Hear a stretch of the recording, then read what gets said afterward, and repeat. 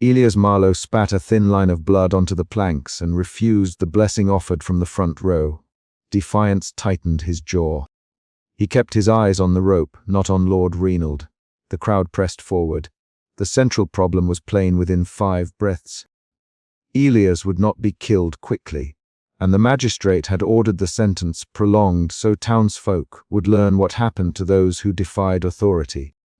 Garrick of the gallows adjusted an iron cuff at Elias' wrist and nodded once, his palms steady on cold metal. The scaffold stood low in the market square, built with fresh timber and a low railing so every knee could see. A bell had rung twice that morning. Trays clattered at the baker's stalls. Children were pulled aside.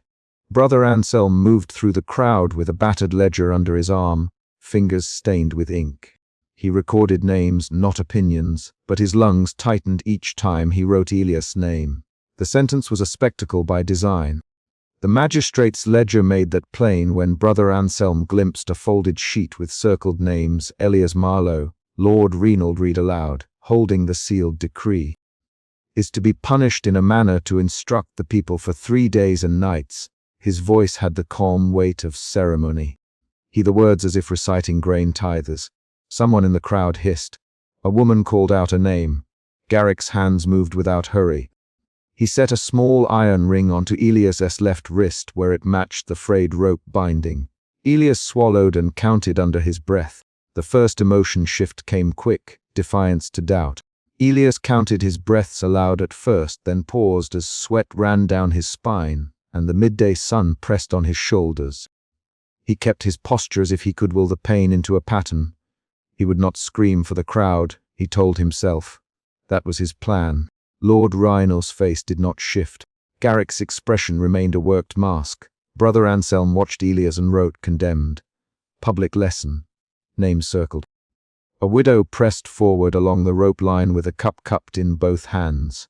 She moved with a limp that meant she had practiced this route before. Her palms were trembling. She thrust the cup upward and Elias reached, his fingers barely brushing the rim. Garrick stepped in, long shadow swallowing the widow's mouth.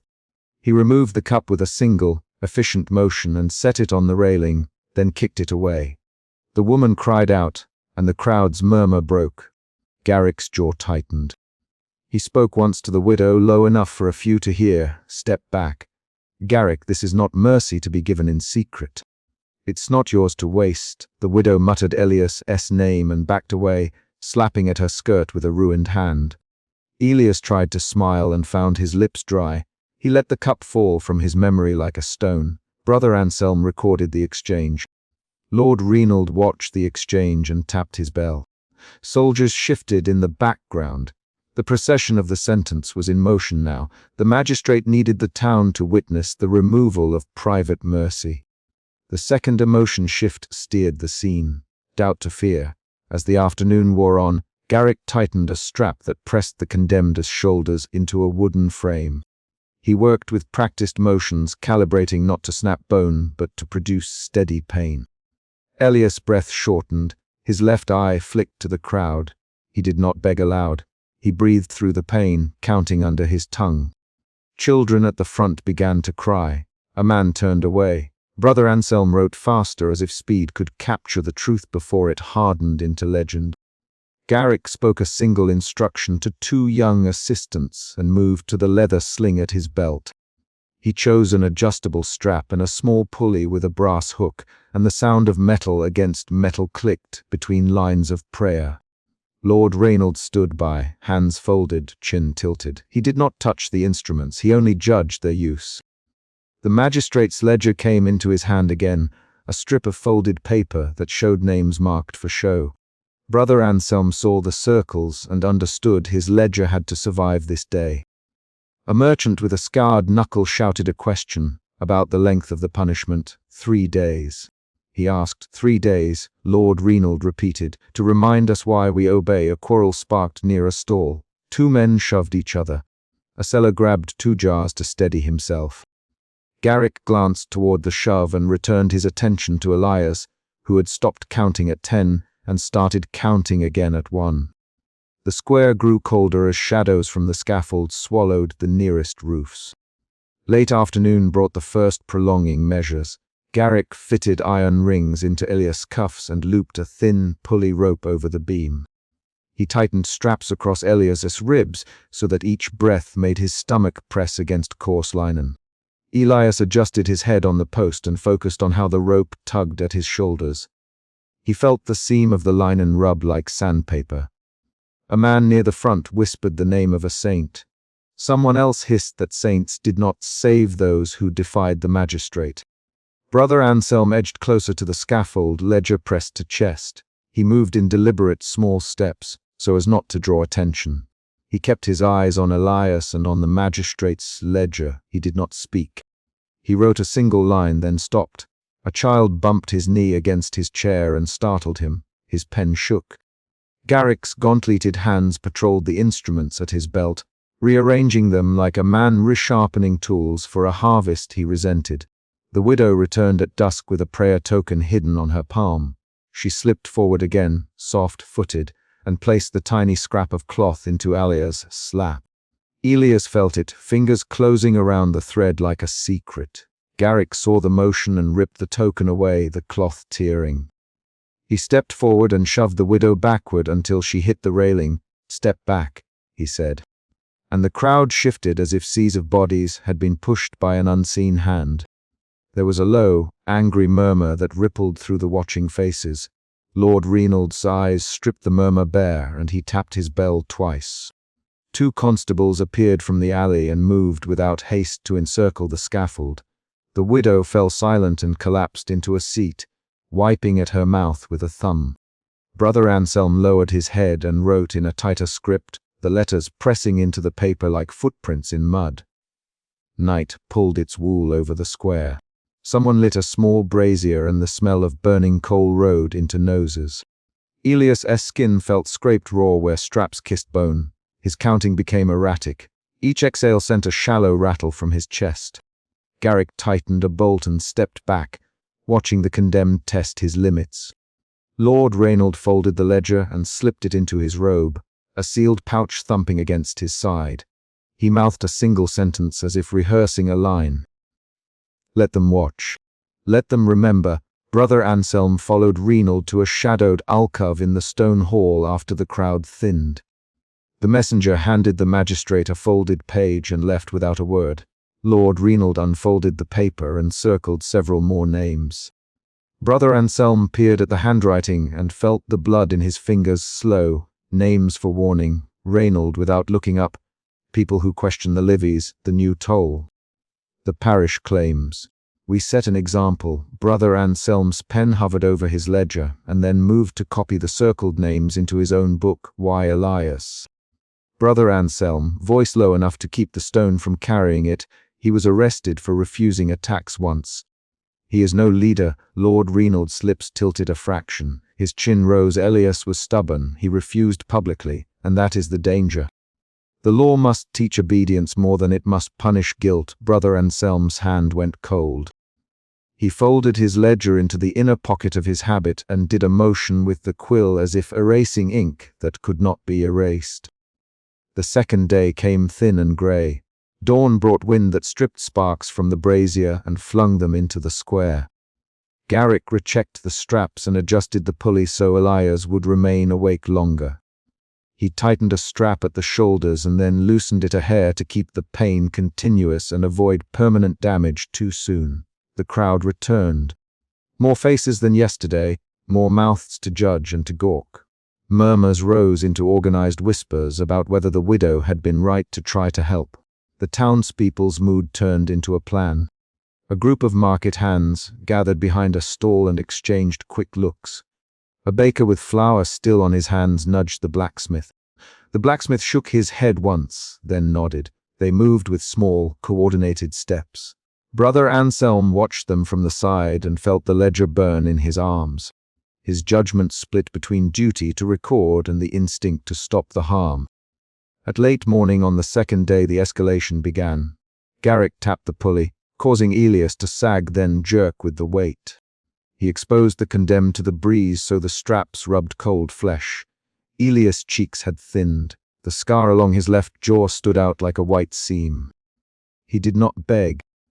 He whispered a name once to the widow in the crowd, and then kept his eyes on the magistrate, as if he could stare down the ledger. Brother Anselm's hand shook when he wrote the new note. Intervention murmured in crowd.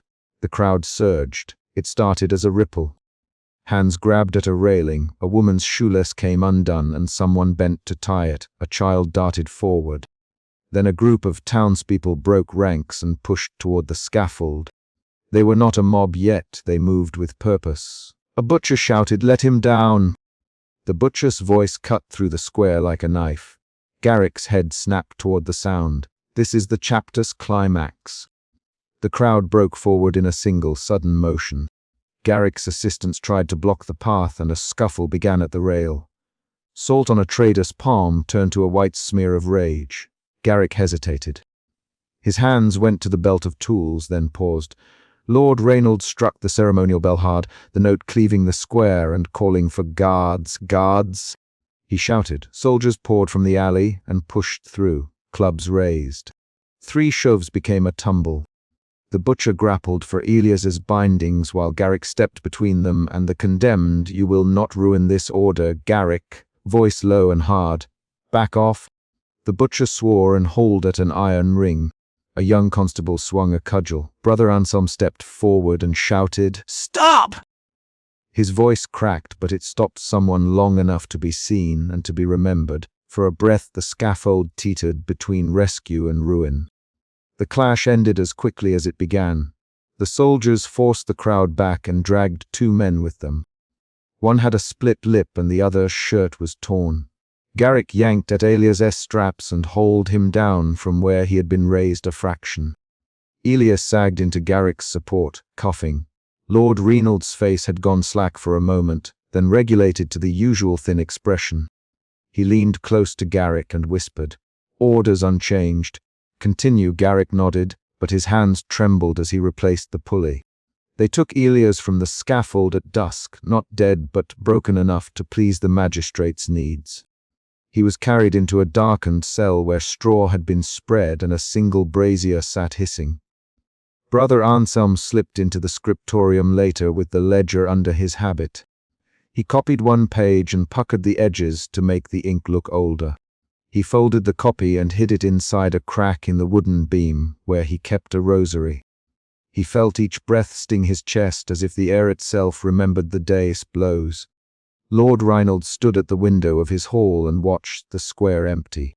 He set his ledger on the table and laid his hand on the circled names. "Let them remember," he said to no one. Garrick cleaned his tools with a cloth and set them in order, each placed with a small, deliberate motion. Elias slept in a cell with a rope mark around his wrist and a scrap of torn prayer token inside his palm. The widow went home and sat with her hands folded until her knuckles whitened. Brother Anselm left the scriptorium with the hidden copy of the ledger pressing against his chest. He passed the brazier one last time and saw Elias's silhouette through the cell door. Elias looked up when the light passed across his face and met Brother Anselm's eyes. Brother Anselm mouthed a single line and then left. "I have the names safe." Elias blinked and nodded, his jaw clenched. The ledger's paper crinkled in Brother Anselm's grip as if it had its own memory. The chapter closes on a deliberate, concrete beat. A messenger's boot struck the stone steps outside the hall, and someone called Lord Reynolds' name in a clipped tone. Lord Reynolds straightened, closed the ledger, and set it inside the pouch. Brother Anselm felt the room contract around that sound and the knowledge that the magistrate's list would not stay secret for long. The messenger's shadow passed the doorway like a promise. Lord Reynolds' hand went to the bell at his belt, and his face softened into the expression of a man who had made a calculation and expected the sum to be exact. Emotion root. Defiance drove Elias into posture and choices, first keeping him silent and later allowing a whispered name to the widow. Emotion shifts moved from defiance to doubt, doubt to fear, fear to a brittle endurance. The chapter resolves its immediate conflict. The public attempt to free Elias failed. He was taken alive to continue the sentence. Brother Anselm preserved proof of intent by copying the ledger, and Lord Reynolds solidified his control through the spectacle. The final sound of the messenger on the steps ties the day's events to an incoming consequence, a precise action that sets the next day's pressure in place. The cart lurched as it bumped a cobble, and Garrick of the gallows tightened a fresh knot at Elias Marlowe's wrist. Defiance burned in Elias' throat. He spat blood into the churned straw, and would not bow for the man at the magistrate's days. The market lane smelled of stale ale and horse sweat and the iron tang that clung to Garrick's gloves. Voices pushed at the cart's sides. Someone shouted a prayer, another cursed the condemned. Within 3 breaths the entire problem of the day was clear. The magistrate intended a lesson, and Elias intended to refuse that lesson. They had seen him refuse blessings before. The morning before, Elias had sullenly shrugged away a priest's palm and refused the public benediction. The memory of that refusal followed him now, as if it were a list of charges. He had been hauled from a debtor's hovel and labelled by Lord Reinald Voss as an example. He was small in stature and stubborn in will, a lean man whose family once kept a mill on the East Road until the magistrate's agents sealed its gate. That context orbiting the case mattered at every knot and proclamation. Garrick kept his head down and worked with the practiced calm of a man who had tied more hands than he could name. He did not speak to Elias. His voice was low and steady when he addressed orders. Strap tighter, no slack. Keep him breathing between stages, Lord Reinald answered from the cart's rear with a clipped tone. We show them what comes of defiance. We show the town, Brother Anselm, ledger under his arm and spectacles balanced on the end of his nose, recorded each curt syllable. The chronicler's pen bent to ink, the black line a witness that would not lie down even when faces did. They reached the square, and the cart stopped short of the scaffold. The crowd closed in like a sea forced into a harbour. Children sat on shoulders. A woman wiped her mouth with a sleeve and watched. A mason put down his chisel to look. Lord Reinald stepped forward with the sealed decree pouch on his belt and his ceremonial bell held up like a metronome. He read the sentence aloud with a voice that measured each syllable and made the verdict sound like a statute of wind. Elias Marlowe of the East Lane, Reinald announced. For theft, for seditious speech, for disturbing the peace. The list fell into the square, and the crowd took each item in with the appetite of people fed on public example. Brother Anselm wrote the charges. He paused once, pencil tapping the margin, when a notation in Reinald's hand caught his eye. A grid of names and small crosses, each cross inked with a darker dot. Brother Anselm's jaw tightened, a muscle quick as a snapped thread. He moved his pen and made a tiny mark beside Elias' name, a letter no one would read without looking twice. Garrick set his tools on the scaffold with slow, precise movements. The executioner's belt clinked, clamps, pulleys, an iron ring used to pull and hold. He spoke to no one until Reinald ordered the first prolongation ritual. Bring the clamps. Reinald, make it instructive. Garrick, let the town see the cost of disobedience. Garrick inclined his head and laid a strap across Elias' chest. The crowd watched each tool as if it were a sermon. The first prolongation began at midday. Garrick tightened straps to control pain rather than end it. He adjusted a wooden brace beneath Elias' knees to keep him from folding. Elias clenched his jaw and stared not at Lord Reinald but at the rope looped on the hook, counting with the small, private rhythm that had kept him steady in cells. 1, 2, 3. The counting was a habit rather than speech. It kept his breath at bay and his eyes focused on an object rather than a face. A boy in the crowd pointed and said, "He's not like the others." "He keeps his eyes away," a woman behind the boy hissed. "That's the danger." He won tea break for them. "He'll teach others how to stand when it matters." Her words sharpened into resentments, and the crowd took a louder tone. Brother Anselm, at the scaffold's edge, watched the magistrate's face for signs, and found only the thin calculation of a man who measured obedience against advantage. His pen hovered. He had seen a pattern before. The ledger he glimpsed in Reinald's palm listed names not by crime but by property and influence. At the scaffold's rim, Brother Anselm moved nearer to Reinald under the guise of recording the oath. He saw the ledger open only a sliver, and the corner bore a seal he knew belonged to the magistrate's office. The ledger marks aligned with millers' names, with those who had refused to pay new levies, and with 2 merchants known to argue against Reynold at council. Elias' name stared back from a column labeled Examples. Brother Anselm's fingers left a secret annotation on his own page. He crossed a margin to record the ledger's presence and the implication that the sentence served as purge and not pedagogy. Garrick began his adjustments. He slipped iron ring onto a wrist and fixed a clamp that frustrated quick circulation rather than cutting a tendon. Elias forced his shoulders down against the restraints. Sweat glazed his forehead despite the cold light. His breath came shallow. Garrick's hands felt mechanical, arranging, retightening, testing. Between each tool he checked Elias for signs of collapse. Elias kept breathing, counting, not answering Garrick's occasional gruff remarks. Elias, Garrick once, simply to test that the man could still speak. Elias did not reply. Doubt came like a slow tide to Elias' throat. He had not been certain the crowd would attempt rescue. He had not imagined the magistrate would escalate in public to cover a private ledger. His counting slipped once when a townsman shoved through the press and cried, "Cut him free!"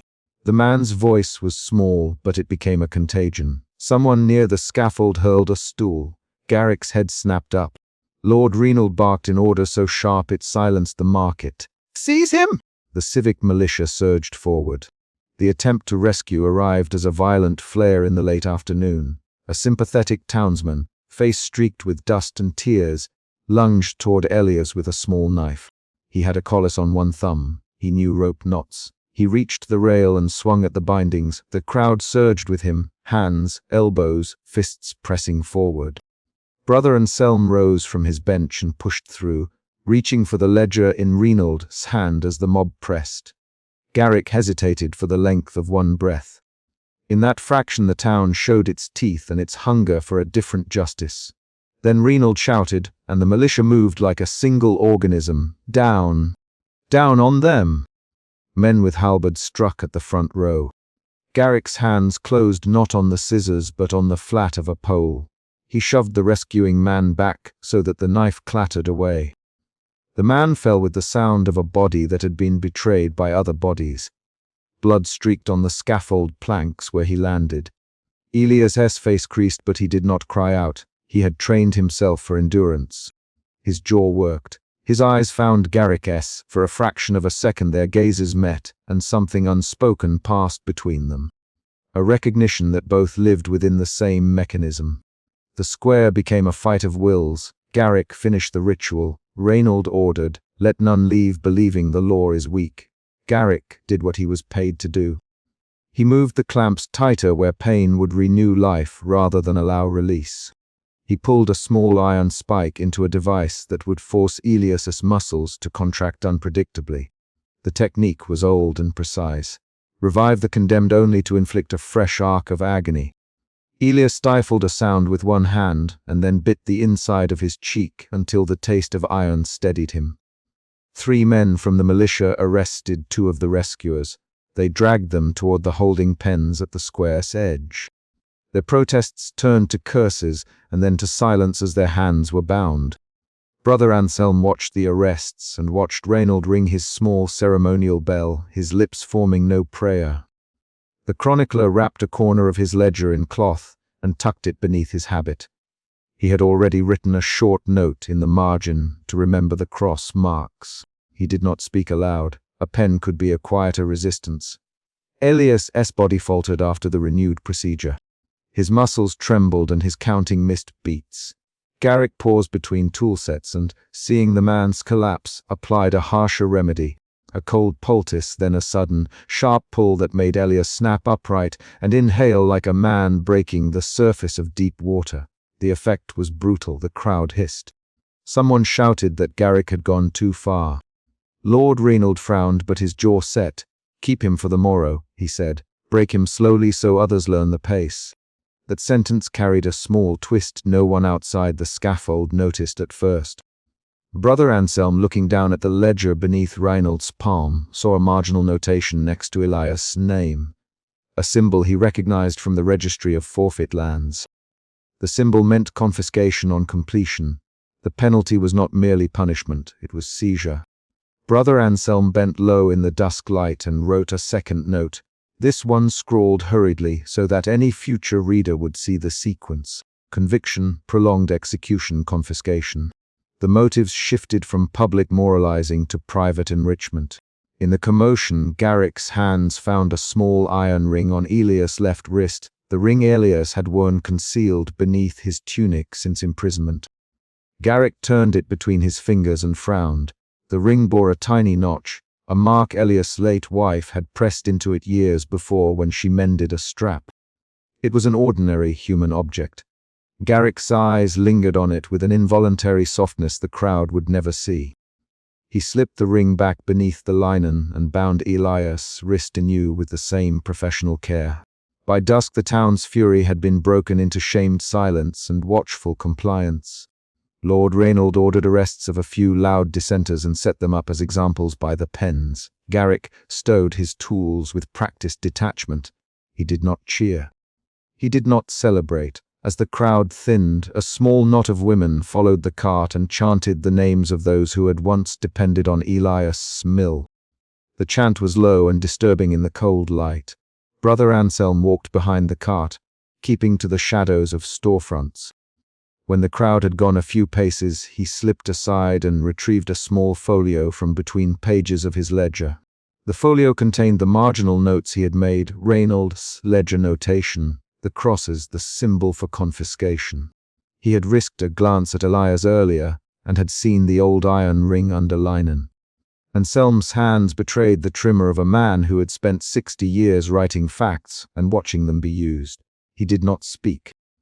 He folded the folio twice and tucked it into the inside of his habit where ink would not dry further.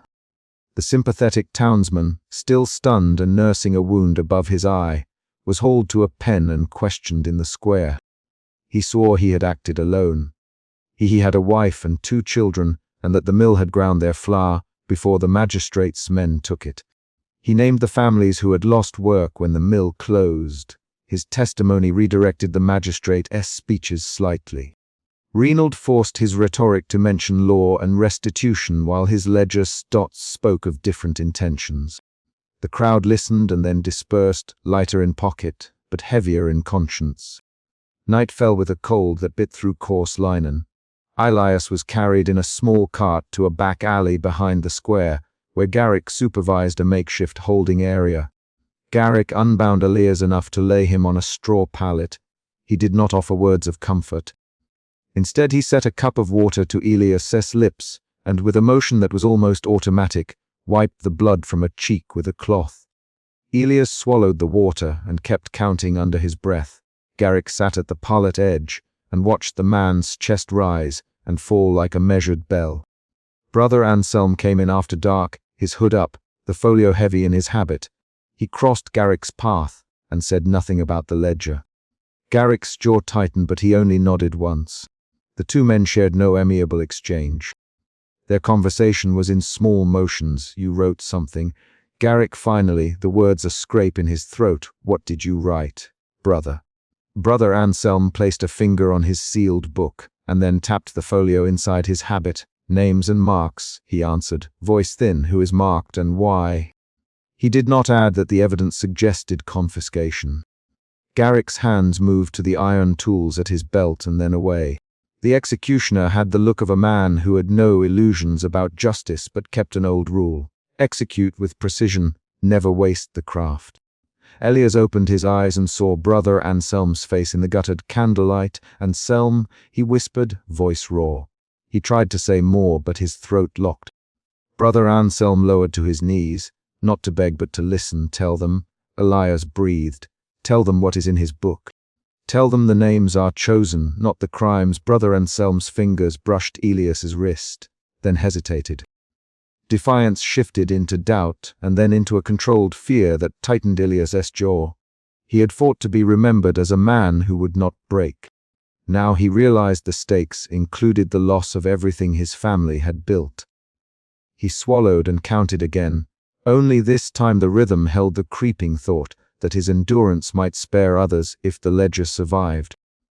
Garrick watched the exchange and, without comment, pressed his heavy leather glove against the small of Elias's shoulder as if to anchor him. The gesture said nothing about compassion, but it altered the balance in the alley. Brother Anselm stood and stepped back into the dark. He turned and placed the folio within a scrap of cloth, and then tucked it into Elias's bound sleeve where the iron ring lay. He did it quickly, with the moves of a man who had hidden many dangerous things under clerical robes. "Keep this until dawn," he said. "If they search, bury it in the pallet's straw." Elias nodded with a slow, mechanical motion and then closed his eyes. Brother Anselm counted the men left awake in the street and, seeing Garrick's heavy silhouette, decided against a longer argument. A small cliff-anger arrived in the form of distant hoofbeats. Someone rode past the square at a trot, a single rider with a sealed message at his belt. That sound meant the magistrate's reach moved faster than rumor. Elias's fingers flexed around the iron ring, feeling the notch his wife's hand had pressed there years ago. The folio was warm against his ribs. Brother Anselm left the alley by a route that took him behind the tannery, his steps quick and careful. Elias lay awake counting to keep the night from swallowing him. Outside, a bell tolled once for curfew and twice for the guilty. Garrick stoked a small brazier and watched the dying sparks. He did not speak of the ledger or the confiscation. He only placed a folded piece of scrap bread within reach of Elias. Elias took the bread, chewed, and kept counting. The physical act of eating steadied him more than any thought of memory or justice. By the time dawn threatened the east, Brother Anselm had returned to the ledger and added a line that would matter if anyone read his folio later. He recorded Renal's ledger symbol beside a list of properties and drew a thin arrow from Elias's name to a note. Forfeit on completion, he dated it in the margin with a shaky hand and then closed his book. The record existed now in two places, one official and one secret, and that duplication changed everything. If the folio survived, it would show the town that the scaffold had been a tool of seizure. Elias woke with the cold of early day pressed into his bones. He had a blurred bruise under his left eye and his mouth tasted of metal. Garrick was already up, arranging the straps for the next stage. Lord Renald's men had delivered fresh orders. Continue the spectacle tomorrow, increase the caution, so the example took root. The magistrate wanted obedience. The ledger wanted confiscation. Elias understood that the execution was not merely a moral demonstration now, but an act tied to the redistribution of property. They moved to prepare Elias for the next day's ritual. Garrick tightened straps, checked the rings, and set the clamps that would pull and hold muscle in a pattern designed to break a body into useful parts. Brother Anselm lingered at the scaffold's edge with his ledger hidden under his habit. He watched Renald ring the small bell, saw the magistrate's eyes rest on the crowd like a man inspecting his instruments. He felt the weight of having recorded the wrongness, and the even greater weight of deciding when to reveal it. Elias swallowed and looked at Lord Renald when the magistrate passed. "Renald, Elias, voice thin but deliberate, you named me in public. Why my mill?" The question landed in the square and in Renald's face like a pebble. The magistrate's lips tightened. He answered with the scripted phrase of a man who had never expected a reply. "For justice, Elias, nothing further." Garrick tightened one last strap and stepped back. The crowd murmured. Brother Anselm put a mark in his ledger and then closed it with a small, precise motion. The folio tucked in Elias's sleeve warmed slightly with the man's pulse. The chapter of the day had concluded in the alley, but the consequences carried forward. Possessions to be seized, reputations to be blackened, a town reminded that law and power marched together. Outside the alley a cart creaked. A messenger passed with another sealed note for Renald. The small bell in the magistrate's pouch would toll again tomorrow and the crowd would come. Elias lay back on the pallet and counted until the numbers blurred. He kept his eyes on the knotted rope above the alley. Brother Anselm walked away, his ledger heavier now with truth and responsibility. Garrick picked up his iron tools and, for the first time in the day, ran a thumb across the notch of the small ring he had seen under Elias's linen and wondered, without answering, whether craft could ever be neutral. At the alley mouth a stray dog nosed at a scrap of bread and then trotted off. A single candle guttered. The folio lay folded in Elias' sleeve, a quiet seed whose roots would either sprout into danger or into proof.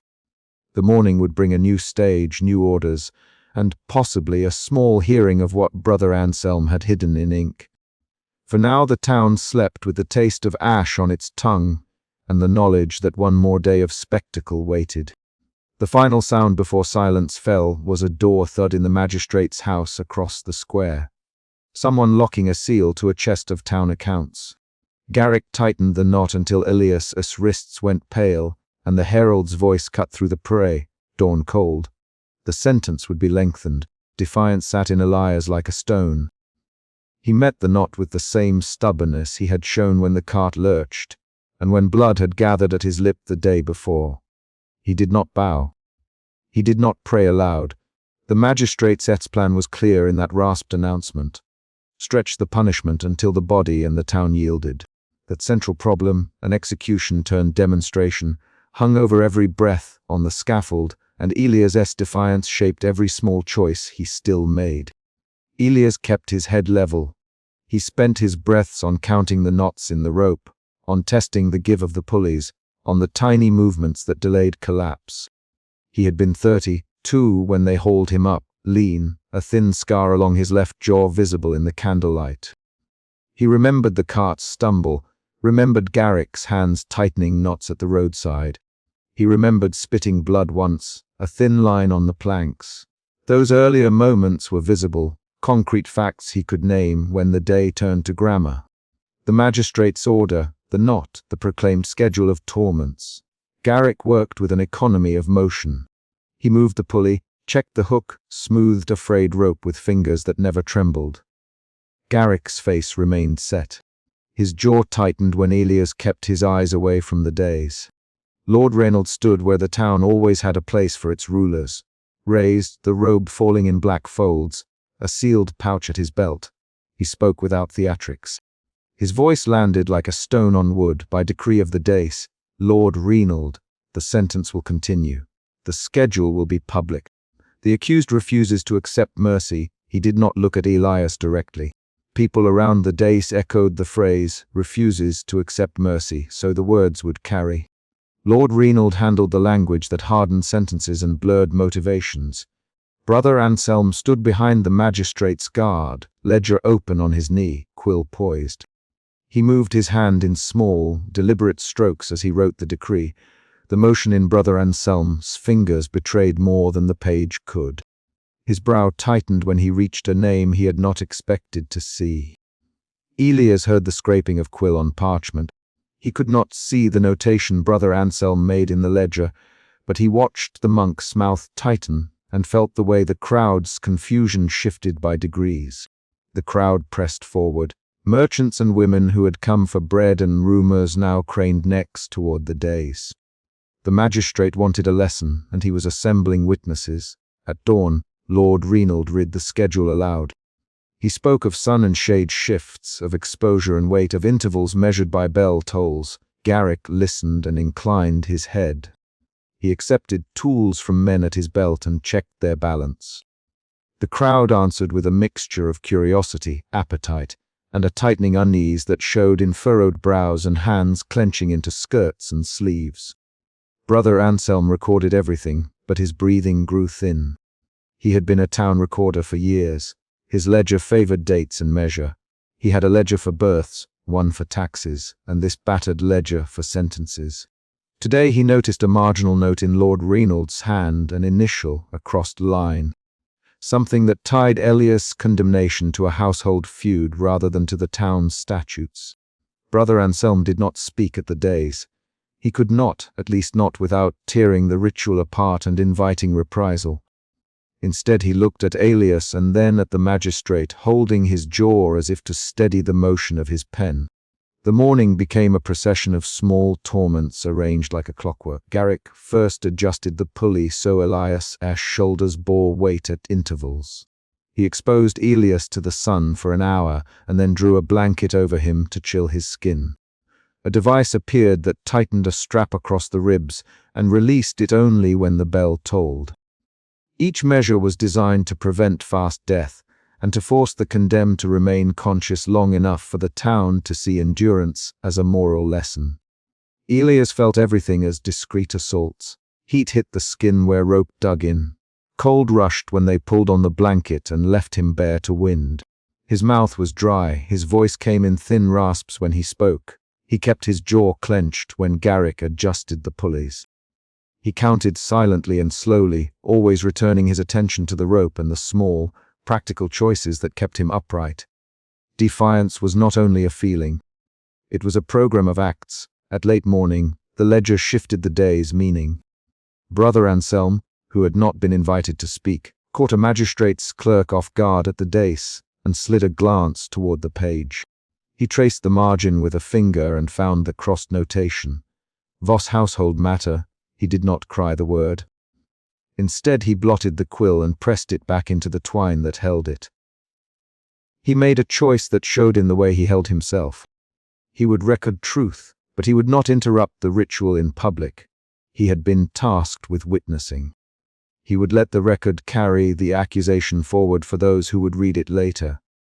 A social shift began among the front ranks. A merchant named Halver, good at bargaining and sharper with a knife than with a conscience, shoved forward, voice rough with anger. "This is not justice," Halver shouted. "This is show." "Where's the proof?" Lord Reynold's reply was slow. "Careful, the law will be seen." "Lord Reynold, let the law be seen," Halver answered with a name. "Where's proof for Elias?" The crowd's murmur turned into a push. A widow, her shawl knotted, stepped forward. She placed 2 fingers on the rope and felt the pulse in Elias's wrist. "You cannot do this to a man who will not harm his neighbor," she said.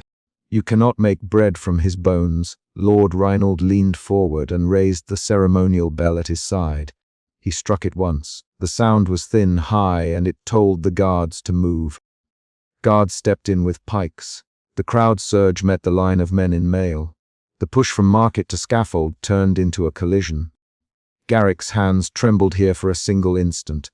He gripped a pulley and looked at Elias, then at the guards, then over his shoulder at Lord Reynold. The doubt came across Garrick's face in a flash, hesitation between doing the sanctioned thing and doing what the sight of a broken man demanded. That hesitation became visible action when his foot slipped on the damp plank and the rope slipped an inch too far. The rope's misapplication drove Elias near the edge of death. He went slack in a way that made the town forget its own breath. His feet scraped the planks. Someone cried out. The crowd surged harder, thinking the moment to free him had come. Men leapt forward. Garrick lurched back, hands on the pulley, and the guards advanced with pike, shafts angled like teeth. There was a scramble. A merchant grabbed a rope and tried to pull. Garrick shoved his gauntleted hand between the man's fingers and ordered him back. Garrick barked, "Hold." The words were short, precise. Garrick's voice carried the weight of an executioner who had once practiced detachment. But his throat strained. Elias tasted iron when the rope chafed his raw skin. He could not feel the market around him clearly. He felt pressure on his ribs, and the hung bell in the magistrate's voice and the smell of straw and sweat. He did not know whether he wanted the crowd to cut him free or to collapse without spectacle. He wanted only to avoid the exact thing Lord Reynold meant to make of him. A broken man at the center of moral instruction. In the melee, Brother Anselm pushed forward from the edge of the dais. He had no place at the physical struggle. His ledger was still strapped to him. He moved with the clumsy, determined pace of a man who would get in the way of injustice even at cost. He shouted with a voice that had not been used for this purpose before, "Stop!" Brother Anselm cried, "Names will be taken. Names will be kept. You will answer for this in record." His words had the effect of a splinter in a wheel. Men paused because a chronicler threatened them with history. Halver's hand dropped from the rope. The widow stepped back. The guards steadied their positions. The crowd's energy shifted from immediate violence to a ragged, angry retreat. When the dust of motion settled, Elias was hauled down from the edge and carried into the curtained arch behind the scaffold. Garrick moved with the same deliberate, ritual pacing he had used in the morning, but there was a tremor at the edge of his movements now. He checked straps and iron locks with extra care. Lord Reynolds' soldiers kept the market lane from reconvening. Orders were barked.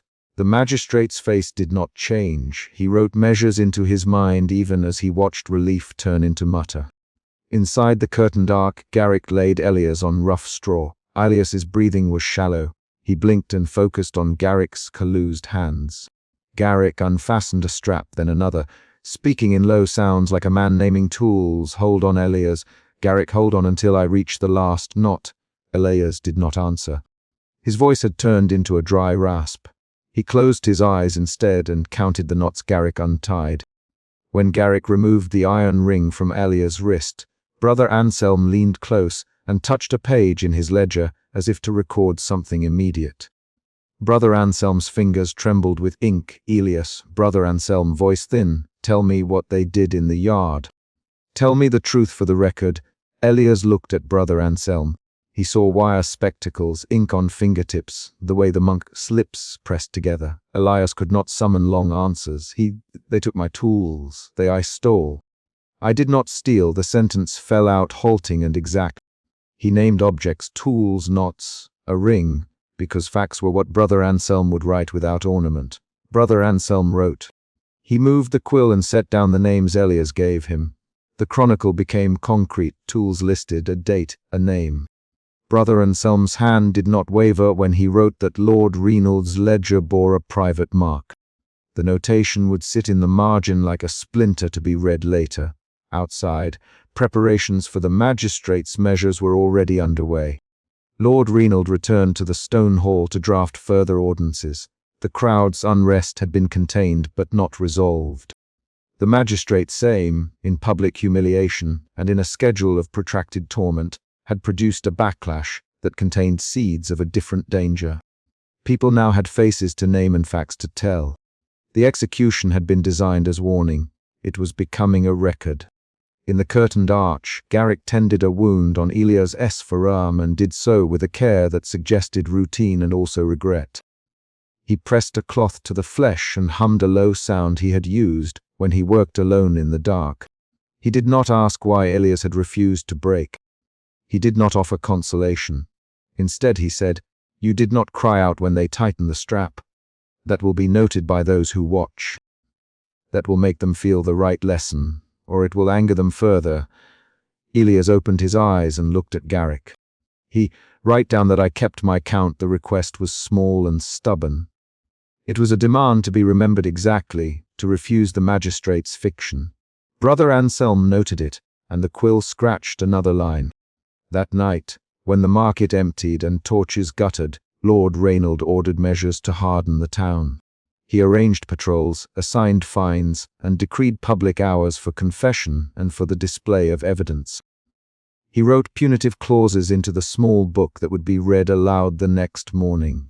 He believed the law, and he believed instruction by spectacle would secure obedience.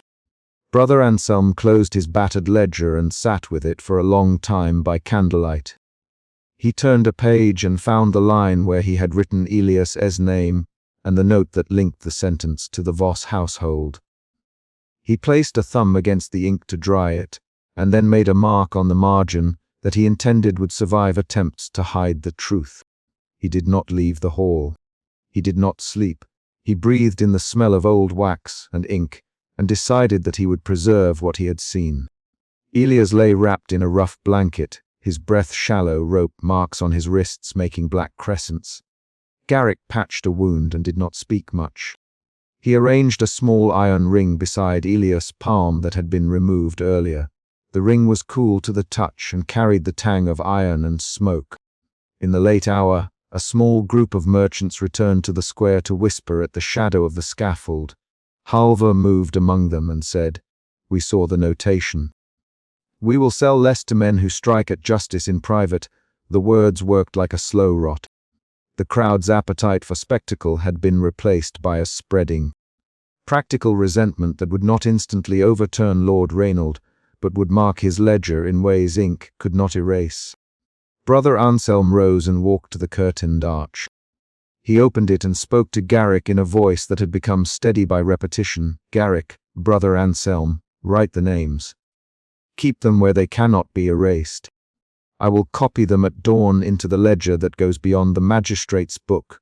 Garrick did not look surprised. He took the quill with hands that still smelled of oil and iron. He wrote the names. Brother Anselm spoke aloud. Merchants, those who had touched the rope, the widow, Elias himself. He wrote them down as if to thread a line through the day's violence and bind it into witness. The chapter's smallest climax, the mob's failed cutting and Elias' near death, had consequences beyond the immediate pain. The town's forward motion changed. People who had come to gape left with the knowledge that names had been fixed to the action. Lord Reynald retreated to his hall with the look of a man who intended to correct the record. Garrick carried Elias inward to tend wounds. Brother Anselm kept the ledger open and inked 2 copies. Elias, when asked by Brother Anselm why he had resisted, said, "If I beg, they will claim the lesson worked. If I break, they will keep their power by proving me weak." His voice was a dry thread. He refused the magistrate the spectacle of a broken will. The refusal was a small, stubborn strategy. It placed Elias back into the city not as one who had been defeated in knowledge, but as a man who insisted the truth be told. By dusk the next day, Lord Reynald would announce harsher patrols and extended fines. Brother Anselm would copy his ledger and seal 1 copy in a chest away from the magistrate's reach.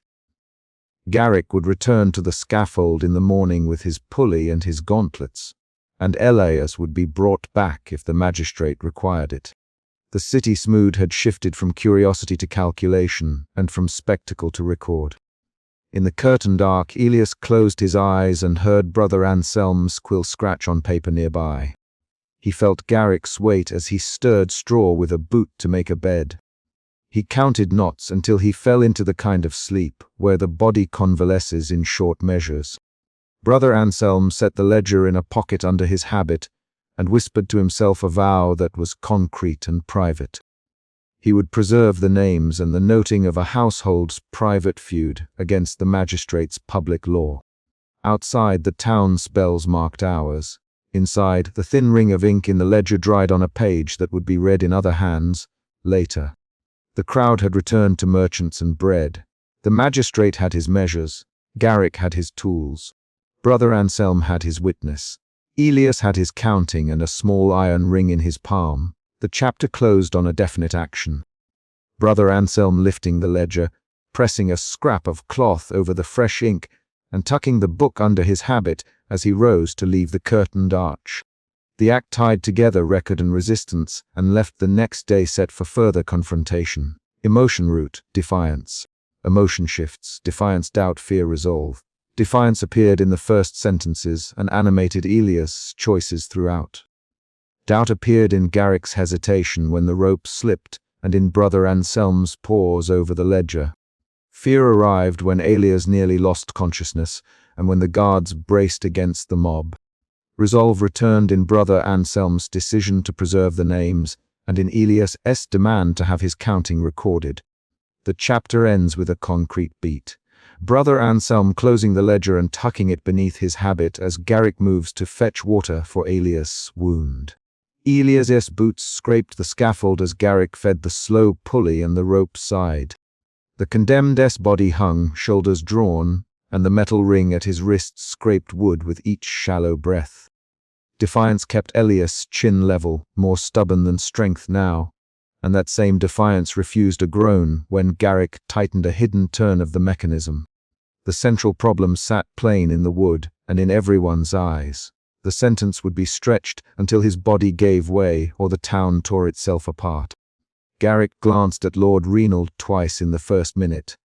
Both men understood the ledger and the crowd were not neutral. The knot at Elias' wrist had been set twice before.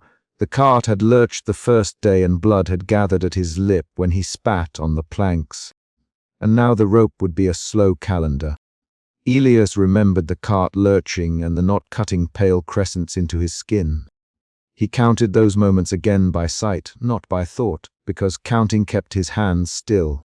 He did not answer the priest who moved down the front rows to offer the blessing. He had refused the blessing on day 1 and spat blood. Lord Reinald had heard that and smiled like a man who kept a debt ledger in his pocket. Elias' defiance would be mistaken for insolence, and that misunderstanding was a danger as sharp as any blade. The square had narrowed into 2 rings. The officials above on the dais, and the crowd pressed like a second skin around the scaffold. Garrick's breath came in steady pulls. He moved with practiced care. He lifted a brass cog, set it into place, and tested the tension with a gloved hand. Brother Anselm sat at the magistrate's side with a ledger open across his knees, quill poised. He watched Elias with an observer's precision, but the chronicler's fingers trembled when he dipped ink. Brother Anselm had written the day's names twice already. He wrote them now with an exactness that read like verdict. Read it aloud, Lord Reinald, voice calm, the bell of his sentence resting silent by his sleeve. Read it to be known his eyes were a measuring instrument. He didn't look at Elias but at the gathered faces who might still learn to fear.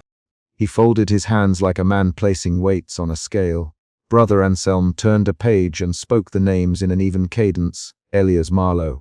Sentence extended by decree of the magistrate. Continued public endurance until confession or the expiration of 3 days. As recorded, he wrote the words as he spoke them, the quill scratching like a second. Smaller voice taking the town's measure. Someone in the front muttered. A child began to cry and was tugged away by a woman cursing softly.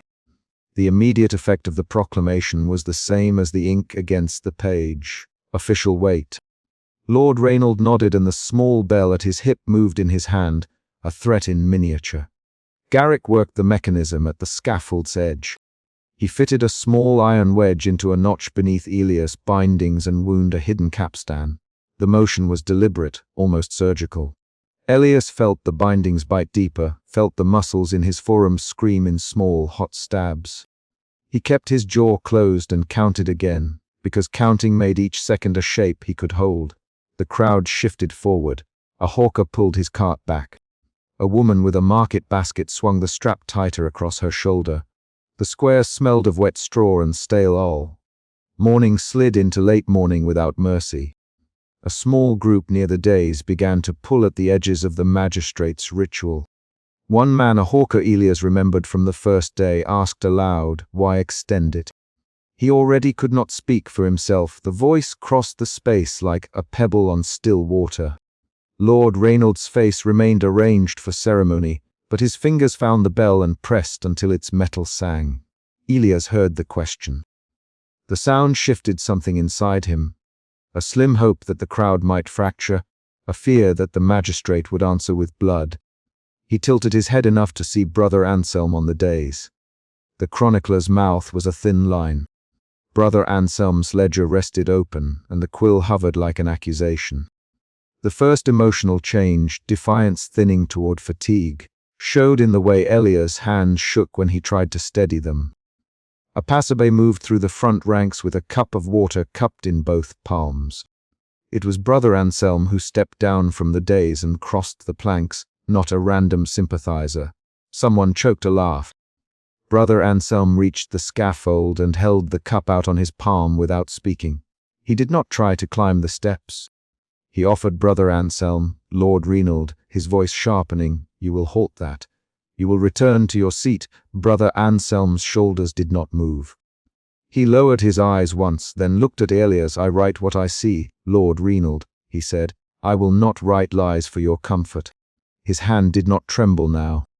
He set the cup within reach with slower, careful fingers.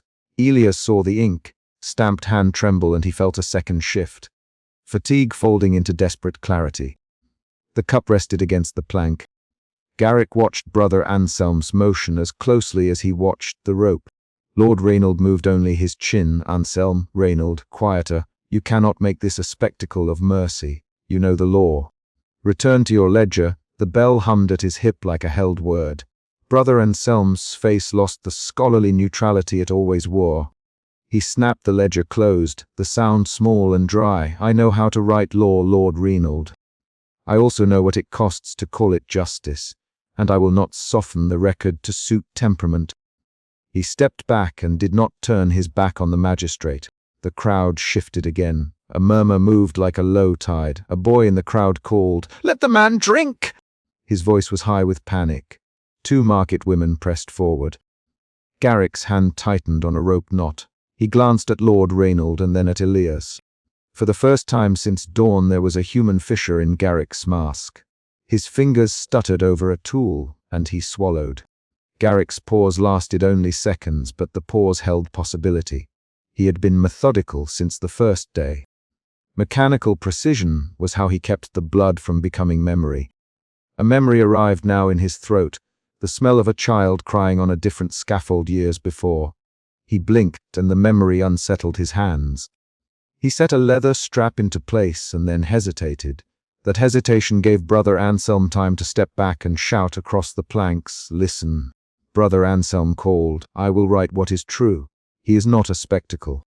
He is a man." The ledger felt heavy against his chest when he raised his hand to point at the names already written. A small group surged forward then. Not a planned attack, not an organized rescue, but a spontaneous rush of human bodies. A woman who had tended to Elias when he was brought in pushed past a guard and grabbed at his ankle. Garrick swung, pulling his gauntlet across her arm. The market fell into chaos. Several men from the front rows collided with the scaffold's edge, and one reached for the ropes. "Stop!" Lord Reynolds barked. His bell hit his palm and the sound cut like a command. Guards moved with the efficiency of trained animals. A ring formed around the magistrate. Garrick, under the magistrate's stare, moved with a speed that betrayed his long habit. He yanked the release and the hidden wedge withdrew.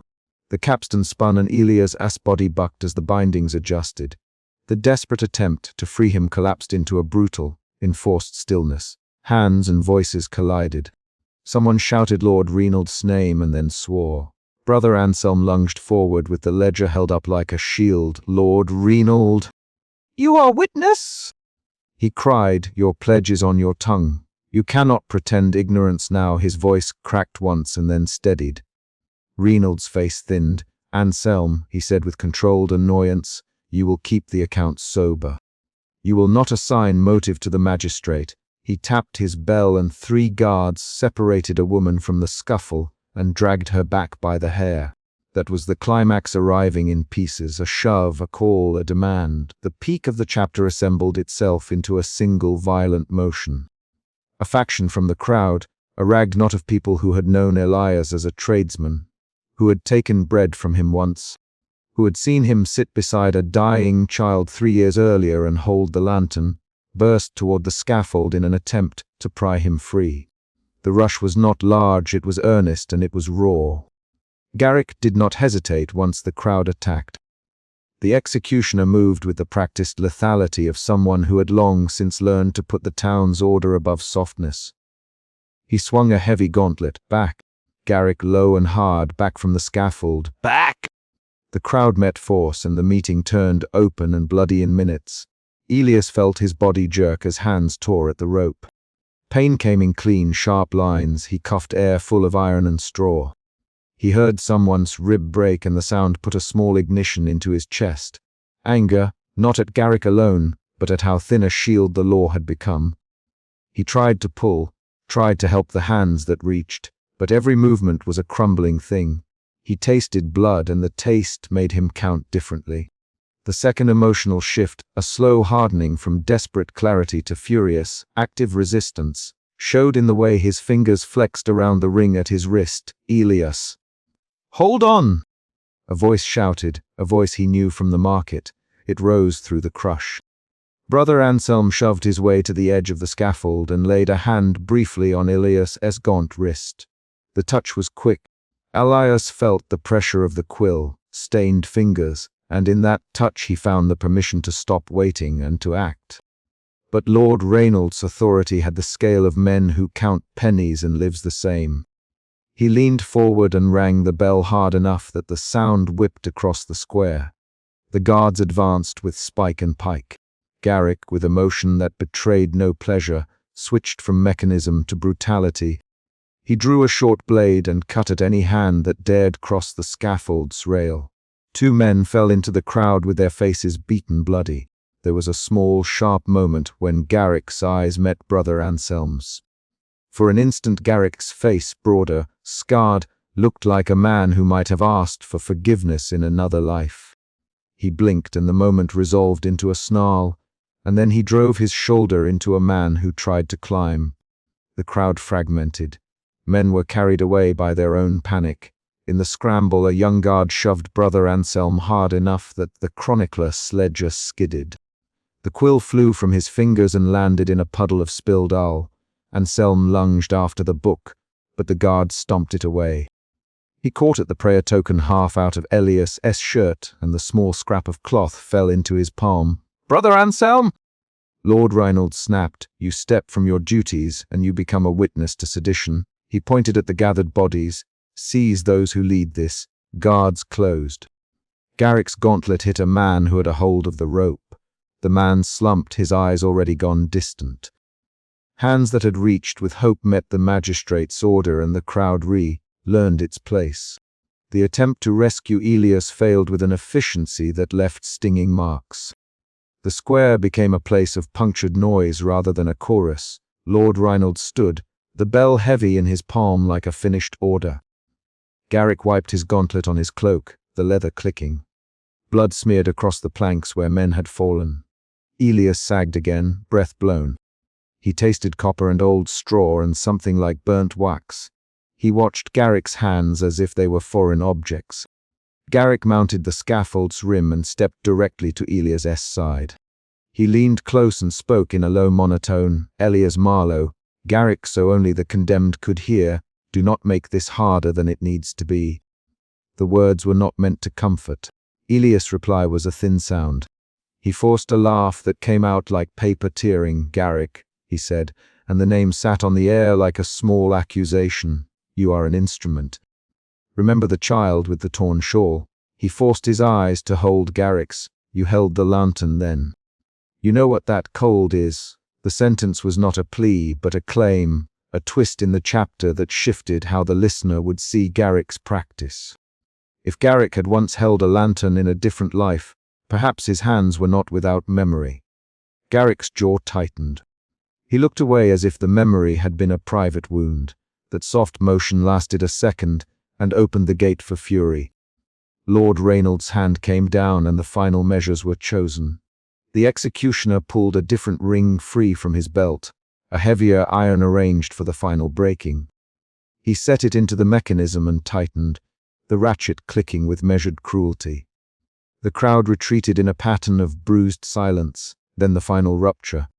A boy who had clutched at the skirt of a woman in the front rows darted forward and attempted again to grab the rope. His fingers brushed the coarse cord. Garrick's blade found his shoulder. The boy screamed and his mother pushed forward to catch him. Guards seized both. The suddenness of the violence made bodies bunch and then fall apart like torn fabric. Garrick worked the final measure with an economy that made it seem inevitable. He twisted the crank and the mechanism pulled Elias's bindings to the edge of breaking. The last breath that left Elias was a thin, steady sound. The rope tightened until the air left his lungs and then, at a deliberate pause, Garrick stopped and felt for a pulse. He had done this for years. He had made a career out of ending things in a controlled, sanctioned way. He found a faint response and then nothing.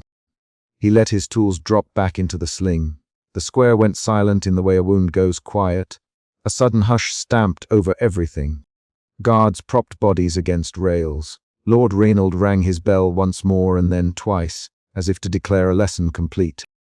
Brother Anselm had a smear of blood on his sleeve where he had reached for the prayer token. He looked at the ledger open on his knees, and then at Elias's hands, now slack, the iron ring cold and empty. Brother Anselm moved through the scattered bodies with a purpose that surprised those who watched him. He scooped the prayer token from his palm and pressed it against his chest for a beat before slipping it into his sleeve. He closed the ledger deliberately, but he did not shut away the page showing Elias's name. Several guards' mouths muttered their approval. The assembly complied. Outside the square, a few people cried openly. Several left their baskets behind. Others paused to mend garments ripped in the crush. Lord Renald descended the days slowly, his robe catching the late light. Garrick followed, shoulder to shoulder, gauntlets heavy with fresh grit. Brother Anselm waited until the magistrate had passed and then spoke low to Garrick. "Garrick," he said, the quill ink now drying in his hand. "You will have to bear what you have done. I will write it exactly. I will name the tools and the hands." The chronicler's voice kept steady by intent rather than courage. Garrick answered in the same monotone he used on the scaffold. "Brother Anselm, I do not make laws. I follow them. You will write what you must." His fingers flexed around a strap. "Write, but know the town will not speak it aloud without cost." They did not argue. The two men moved apart in the crowd with different burdens. Brother Anselm walked toward the monastery at the square's edge and then stopped, turned, and looked back at the scaffold. He knelt, briefly, and closed his eyes. He opened them again and sealed the ledger with a strip of wax. He set the quill into the binding and turned the book face down as if to hide the words. Then he slid the book beneath his cloak instead. Night fell with a clean, indifferent dark. Garrick slipped into an alley and set his tools down to clean them as he had always done. He polished the gauntlets and arranged the straps. The ritual of cleaning was the only thing he allowed to make sense after the violence. He ran his thumb along a leather seam and felt the small, private H of a man who had once held a lantern. The memory did not excuse him. Brother Anselm reached a small cell in the monastery. He sat at a narrow table and reopened the ledger. Under the frail light of a single candle he wrote the day, line by line, refusing the magistrate's euphemisms. He recorded the cart's lurch, Elias spitting blood on the plank, Garrick's knot, the hidden mechanism, the Passerby's cup, the attempted rescue, and the names of those who had fallen. He wrote the magistrate's proclamation in full and then added the words he had sworn to himself: exactitude. He sealed the page and then, deliberately, tucked the prayer token into the ledger's back pocket. He could hide it inside the book, or he could keep it. He chose instead to slide it into his sleeve and press it against his ribs. He closed his hand until the scrap of cloth pressed into his skin. He felt the weight of the small thing like a promise he had not yet the courage to make explicit. Outside, the square's lamps guttered one by one. The town had learned something. The mechanism of power could be displayed, and it would still find willing hands to make it final. The crowd dispersed with bones of fear tucked into their pockets. In taverns the talk would be hushed and careful. In the market, trade would resume next morning as if nothing had happened. Brother Anselm wrote until the candle burned low. He put his hand flat against the final page where he had recorded Elias Marlowe's name and felt the indent of the letters. He thought of the man on the scaffold, the way Elias had held his jaw when Garrick tightened the capstan. He thought of the cup of water he had offered, and the way the cup had been small and plain and utterly useless against a law that had decided to teach. When he finally rose, the candle had a soft pool of melted wax. He placed the ledger beneath his cloak, pocketed his quill, and took the prayer token from his sleeve. He folded it small and pressed it into the hollow of the book like a seed. He whispered a single, nearly inaudible line to himself, not a prayer, not a promise, only a record. I will write it as it was. Then he sealed the door behind him, and the cell held that one stubborn light. Garrick finished the last of his cleaning and walked the darkened alleys until the sound of his boots matched the cadence of the town's new hardness. He did not seek absolution. He placed his tools into the notch in the wall where he kept them and lay down without bothering to untee the gauntlets. The leather creaked once as he collapsed. The law had been enforced. The spectacle had been made. The ledger would be kept. In the morning the market would reopen and men would say the right words and pay their dues. Brother Anselm's ledger would sit under a thin strip of wax, and a man with soot on his hands would sleep on a pallet. The prayer token would be a small and private thing that might, one day, open a door. Night swallowed the square. In a small room, Brother Anselm turned over Elias Marlowe's page one last time. He pressed the quill's tip against the margin and drew one careful line through a word, not to erase, but to mark.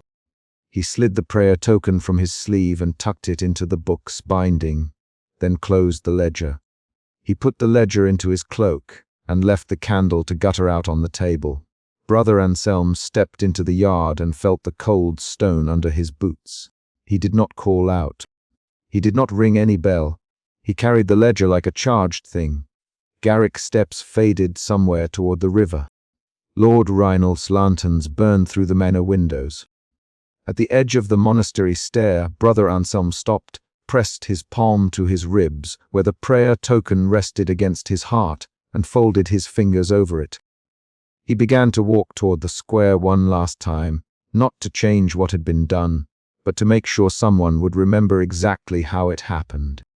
He sealed the ledger, and the prayer token went into his sleeve once more. He left the square emptying under a brittle quiet. He carried Elias Marlowe's name like a small flame. He closed the ledger and walked away with the scrap of cloth still warm from his palm. Brother Anselm closed the ledger, slipped Elias' prayer token into his sleeve, and the square emptied under a new, brittle quiet.